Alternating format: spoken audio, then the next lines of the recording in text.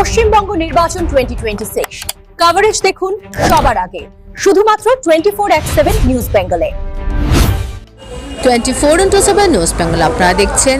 আজ 17 এপ্রিল আর এই মুহূর্তে আমি এসে পৌঁছেছি দমদম সেন্ট্রাল জেল ময়দান প্রাঙ্গণ, যেখানে দমদম বিধানসভা কেন্দ্র দমদম উত্তর বিধানসভা কেন্দ্রের তৃণমূলের প্রার্থী ব্রাত্য বসু ও চন্দ্রা ভট্টাচার্যের সমর্থনে তৃণমূল সুপ্রিমো মমতা বন্দ্যোপাধ্যায় এখানে এক বিরাট জনসভা করছেন। আসুন দেখে নিই তারই কিছু মুহূর্ত। ভালো থাকুন, সুস্থ থাকুন, সুন্দর থাকুন। আমাদের এখানে ব্রাত্য বসু দমদমে বিধানসভা প্রার্থী এবং চন্দ্রিমা ভট্টাচার্য উত্তর দমদমের প্রার্থী। জয়ফুল চিহ্নে ভোট দেওয়ার জন্য সব উচ্চ অপপ্রচার হামলার বিরুদ্ধে নিজের ভোট নিজে দেওয়ার জন্য সবাইকে আবেদন করছি। আমাদের এখানে হরেন্দ্র সিং, প্রবীর সাহা, বিধান বিশ্বাস, বরুণ দত্ত, আমার এই জেলার সভাপতি পার্থ ভৌমিক সহ অনেকেই আছে, অনেক কাউন্সিলররা বা অনেক অন্যান্য ব্লক থেকে শুরু করে বুথ থেকে শুরু করে কালচারাল টিম থেকে শুরু করে সাংবাদিকরা থেকে শুরু করে এই অঞ্চলের মা ভাই বোনেরা থেকে শুরু করে আমি আপনাদের সকলকে বলি, আস্তে আস্তে আমরা যখন মিটিং করি আমরা কিন্তু মিটিংটা লোকাল করি, আর বিজেপি যখন মিটিং করে দেখবেন দেখে দেখে রেল স্টেশনের সামনে বহিরাগতদের নিয়ে এসে ভিড় জমায়, ভিড় জমিয়ে বলে দেখো কত বড় র্যালি। আর কাউকে মিছিলে নিয়ে আসার জন্য 500 টাকা, কাউকে 1000 টাকা, কাউকে 1500 টাকা। লোকাল মানুষকে নিয়ে কোনোদিন মিছিল মিটিং করে না, জোর করে দখল করেন আপনারা সব এজেন্সিকে নিয়ে। আমিও 7 বার এমপি ছিলাম, আমিও 4 বার সেন্ট্রাল মিনিস্টার ছিলাম, আমি অনেক প্রাইম মিনিস্টার, হোম মিনিস্টার দেখেছি, কিন্তু আপনাদের মতো এরকম নির্লজ্জ, এমন ব্যভিচারী, এরকম দুরাচারী, এরকম স্বৈরাচারী, এরকম দাঙ্গাকারী, আপনাদের মতো এত অত্যাচারী আমি কোথাও দেখিনি। আমি কোনদিন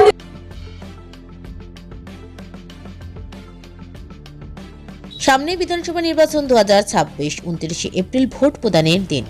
দমদম বিধানসভা কেন্দ্রের তৃণমূল প্রার্থী অধ্যাপক ব্রাত্য বসু ও উত্তর দমদম বিধানসভা কেন্দ্রের তৃণমূল প্রার্থী চন্দ্রিমা ভট্টাচার্যের সমর্থনে দমদম সেন্ট্রাল জেল ময়দানে বহু মানুষের সমাগমে জনসভা করলেন তৃণমূল সুপ্রিমো মমতা বন্দ্যোপাধ্যায়। এদিন মঞ্চ থেকে বিজেপির বিরুদ্ধে তোপ দাগলেন তিনি।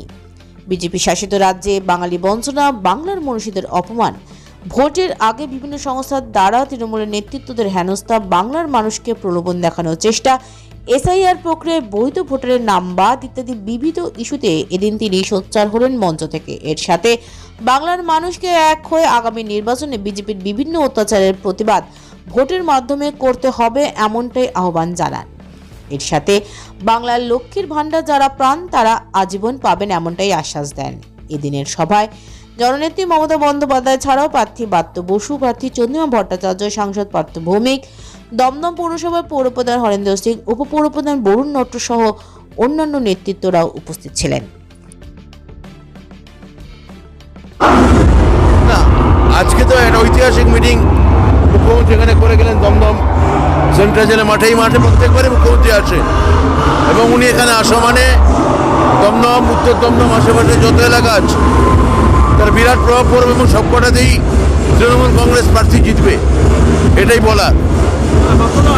মেকি ওইভাবে বাঙালি সাজা যায় না হাতে মাছ নিয়ে। যেদিন বহিরাগত নেতারা আমাদের সঙ্গে বসে মাছ ভাত খাবে সেদিন আমি বুঝবো যে হ্যাঁ বিজেপি সত্যিই বাংলার মাছ ভাত ভালোবাসে। সুপ্রিম কোর্ট যে রায়টা দিলেন কালকে, আমাদের বিরাট জয়। মুখ্যমন্ত্রী এই যে লড়তে গেছিলেন আমাদের সুপ্রিম কোর্টে, এটা তারই এক ধরনের, আমি মনে করি এক ধরনের ফলাফল। ঠিক নির্বাচনে বার্তা বলে মুখ্যমন্ত্রী এসছেন। ঐতিহাসিক একটা সভা হয়েছে সেন্ট্রাল জেল ময়দানে। দমদমের বিধানসভায় নর্দমদম বিধানসভা প্রচুর মানুষ, পুরো উত্তাল হয়ে গেছিল, পুরো ছাড়া মাঠ এবং রাস্তা পুরোপুরি মানুষ মমতা বন্দ্যোপাধ্যায় বক্তব্য শোনার জন্যে তাকে দেখার জন্য অতি উৎসাহিত হয়ে পুরো মাঠে এসেছিলেন এবং সুন্দর তারা বক্তৃতা শুনেছেন এবং সত্যপুত্রভাবে তারা আনন্দ উপভোগ করেছেন। আমাদের সম্মানীয় মুখ্যমন্ত্রী মমতা বন্দ্যোপাধ্যায় বক্তব্য শুনে তারা আজকে যারাই যাচ্ছেন কর্মী সমর্থকরা তারা সবাই কিন্তু দিদিকে অনেক অনেক ধন্যবাদ জানাচ্ছেন এবং শপথ নিয়েছেন কি আমরা দমদম নর্থ দমদম বিধানসভায় 2021 সালে যার ছিল তার থেকে ডবল ভোটে আবার দুজন প্রার্থীকে বিজয়ী করে আমরা বিধানসভায় পাঠাবো। তিনবার থেকে দেখছি, 2021-এর আগে দেখেছি, 2015-র আগে দেখেছি, এটাও দেখেছি। এখন ওর মধ্যে নতুন যোগ হয়েছে এবার নির্বাচন কমিশন, যখন সব জায়গা থেকে হেরে আর পারলো না ইডি, সিবিআই, ইনকাম ট্যাক্স, এরপরে ডাইরেক্ট একটা সংস্থা যেটা নির্বাচন কমিশনের সংস্থা সেটা সরাসরি নিজের বিজেপির দালাল বলুন, বিজেপির দোসর বলুন বানিয়ে তারা ময়দানে নেমেছে। কিন্তু কোনোভাবেই বাংলার মানুষ মমতা বন্দ্যোপাধ্যায়কে ভালোবাসেন, মমতা বন্দ্যোপাধ্যায়কে ছেড়ে আর কারো কাছে বাংলার মানুষ যাবেন না। জননেত্রী মমতা বন্দ্যোপাধ্যায় আজকে আমাদের বিধানসভার দমদম বিধানসভার ক্যান্ডিডেট অধ্যাপক ব্রাত্য বসু এবং নর্থ দমদমের প্রার্থী শ্রীমতী চন্দ্রিমা ভট্টাচার্যের হয়ে প্রচার করে গেল এবং প্রত্যেকবারই সেন্ট্রাল জেল মাঠে আসে এবং প্রচার করে যায় আমার জননেত্রী মমতা বন্দ্যোপাধ্যায়। আমরা অনেক বেশি ভোটে জিতব, চতুর্থবারের জন্য মমতা বন্দ্যোপাধ্যায়ের নেতৃত্বে 250টার ওপরে সিট নিয়ে জিতবো। আর ব্রাত্য বসু চন্দ্রিমা ভট্টাচার্য 50,000-এর ওপরে ভোটে জিতবে। যতই দিল্লি থেকে আসুক, প্রত্যেকবার আসে, প্রত্যেকবার মিথ্যা কথা বলে যায়, মিথ্যা প্রতিশ্রুতি দিয়ে যায়। এটা মিথ্যাবাদী, সেন্ট্রালের সরকারটা হলো মিথ্যাবাদী সরকার। ও মানুষ জানে, মানুষ জবাব দেবে 29 তারিখ, 4 তারিখ রেজাল্ট পেয়ে যাবে বিজেপি। যে আমাদের ঘরের ছেলে মেয়েরা ক্লাস 9 পাস হলে সাইকেল পায়, স্মার্ট কার্ড পায়, তারপর ট্যাব দেয় মমতা বন্দ্যোপাধ্যায়, 10,000 টাকা দামের ট্যাব পায় ছেলে মেয়েরা, স্টুডেন্ট ক্রেডিট পায়, কার্ড পায়। এবং এইভাবে যখন ছাত্রছাত্রীরাও এগিয়ে আসে, তার মায়েরা তার বাবারা এগিয়ে আসে, তাহলে সেই সব বাংলার আপামর জনসাধারণ মমতা বন্দ্যোপাধ্যায়ের সাথে আছে এবং ছিল, আছে এবং থাকবে। এবং পাড়ায় পাড়ায়, অঞ্চলে অঞ্চলে এই এনুমারেশন ফর্ম ফিল আপ করার সময় কারা ছিল? তৃণমূল কংগ্রেস কর্মী বন্ধুরা ছিল। সেই মানুষ সেই খেয়ালগুলো রেখেছে। এসআইআরের লাইনে সেই ছেলেমেয়েগুলো ছিল যারা তৃণমূল কংগ্রেস করে।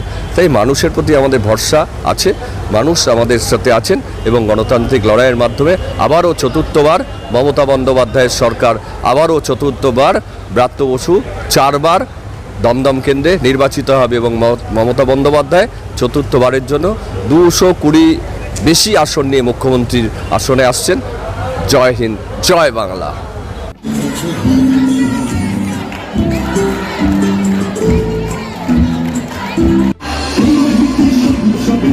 24/7 নিউজ বেঙ্গলের সঙ্গে থাকুন, সদা থাকুন, দেখতে থাকুন। সব খবরের জন্য চোখ রাখুন আমাদের চ্যানেলে।